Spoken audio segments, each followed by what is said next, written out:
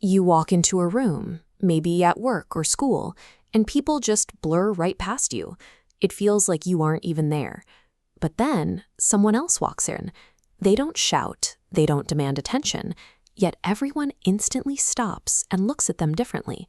I used to be that invisible person, but after 3 years of testing different approaches on friends, colleagues, and strangers, I discovered 5 specific behavioral tweaks that reverse this dynamic.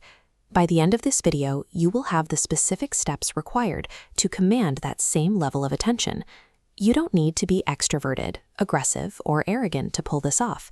None of these techniques involve showing off. They rely entirely on subtle physical cues that trigger automatic responses in the human brain. The stakes here are immediate. I want you to pick just one of these 5 techniques and commit to using it in your very next real-world interaction today. Because real respect is never demanded through volume. It is quietly projected through the physical signals your body sends before a single word ever leaves your mouth. Step 1 is physical calibration. Watch how most people stand.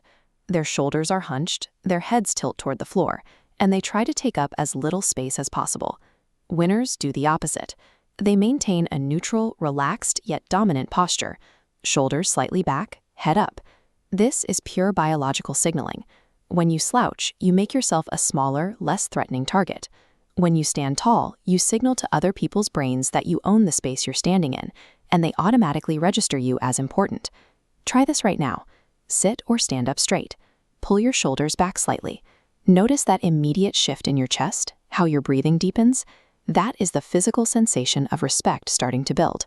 Now that your posture is set, we move to step 2, pacing adjustment. This requires you to intentionally reduce the speed of your walking, your talking, and your routine movements by roughly 20%. Look at this graph mapping physical movement speed against perceived authority.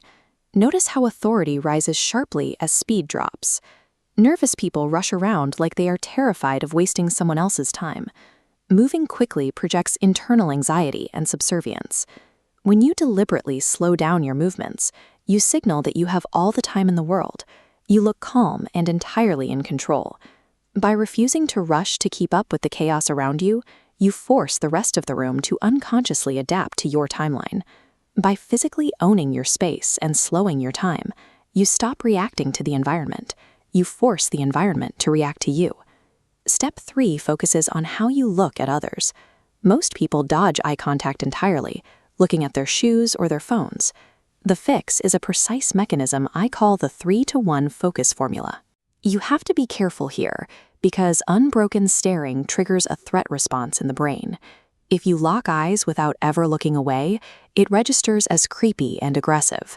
We want to show confidence, not hostility. Here is how this timeline works. When someone is speaking, hold eye contact for exactly 3 seconds. This establishes presence. I see you, and I am not afraid. Then comes the release. Break your gaze for 1 second before returning to their eyes. This specific rhythm proves to the other person that you are fully present and paying attention while remaining entirely unthreatened by the interaction. Directed, rhythmic focus demonstrates that you are comfortable in the moment. When you aren't fighting for attention or hiding from it, people tend to offer it freely. Now we shift from visual projection to verbal reception with step 4, active absorption. Most people don't actually listen. They just quietly wait for their turn to talk. You are going to do the exact opposite. When someone else is speaking, maintain that 3-to-1 eye contact. Add in small physical cues. Nod your head gently. Make brief acknowledgement sounds like or interesting, and focus completely on absorbing their words. This has a massive psychological effect on the speaker. Everyone constantly wants to be heard, and providing this deep level of attention meets their need for validation. You will physically see them relax and open up to you. Respect operates as a reciprocal economy. When you make someone feel deeply valued and truly heard, they automatically return that respect to you. Step 5 is the most advanced psychological tactic in this sequence, strategic restraint. You deploy this specifically during moments of chaos, drama, or a heated group argument. Think about a typical crisis at work. Everyone panics. They start talking over each other, getting louder and louder, resulting in zero actual communication. Instead of joining the shouting match, remain completely silent. Watch, listen, and passively observe the room. Let the group's chaotic energy burn out and naturally exhaust itself. Once the noise finally drops, you deliver a single, calm, short sentence. Because you withheld your opinion for so long, that brief statement commands absolute, uninterrupted attention from everyone at the table. In a room suffocating with noise, deliberate silence becomes the most powerful and authoritative position you can hold. These 5 steps are highly effective, but they rely on a core philosophy.